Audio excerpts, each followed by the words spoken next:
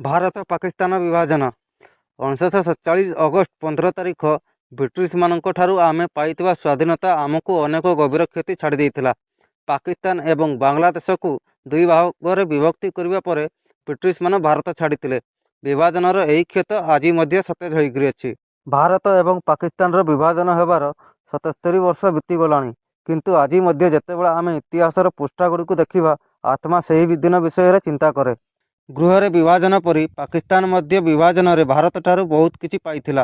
ଆପଣ ଜାଣି ଆଶ୍ଚର୍ଯ୍ୟ ହେବେ ଯେ ଭାରତୀୟ ସେନା ମଧ୍ୟ ବିଭାଜିତ ହୋଇଥିଲା। ହେଲେ କେତେ ସେନା ପାକିସ୍ତାନକୁ ବାଛିଥିଲେ ଏବଂ କେତେ ସେନା ଭାରତକୁ ବାଛିଥିଲେ ତାହା ଆଜି ଆମେ ଜାଣିବା।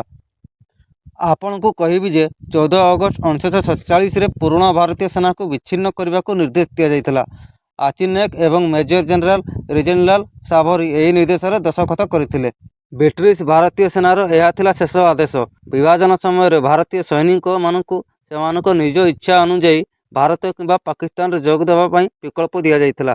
ଗଣମାଧ୍ୟମ ରିପୋର୍ଟ ଅନୁଯାୟୀ ସୈନିକମାନଙ୍କୁ ସ୍ପଷ୍ଟ ଭାବରେ କୁହାଯାଇଥିଲା ଯେ ସେମାନେ କେବଳ ନିଜ ଧର୍ମ ଆଧାରରେ ନିଜ ଦେଶର ସେନାରେ ଯୋଗ ଦେଇପାରିବେ।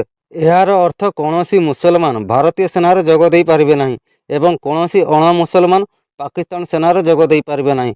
ବିଭାଜନ ସମୟରେ କୌଣସି ପ୍ରକାର ସାମ୍ପ୍ରଦାୟିକ ତିକ୍ତତାକୁ ଏଡ଼ାଇବା ପାଇଁ ଏହି ନୀତିର ଉଦ୍ଦେଶ୍ୟ ଥିଲା। ବିଭାଜନ ପରେ ବ୍ରିଟିଶ ଭାରତୀୟ ସେନାର 2/3 ସୈନିକ ଭାରତୀୟ ସେନାକୁ ବାଛିଥିବା ବେଳେ 1/3 ପାକିସ୍ତାନୀ ସେନାରେ ଯୋଗ ଦେଇଥିଲେ।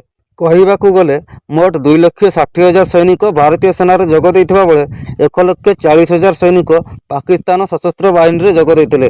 ପାକିସ୍ତାନକୁ ବାଛିଥିବା ଅଧିକାଂଶ ସୈନିକ ମୁସଲମାନ ଥିଲେ। କେବଳ 554 ଜଣ ମୁସଲମାନ ଅଧିକାରୀ ଭାରତରେ ରହିବାକୁ ନିଷ୍ପତ୍ତି ନେଇଥିଲେ।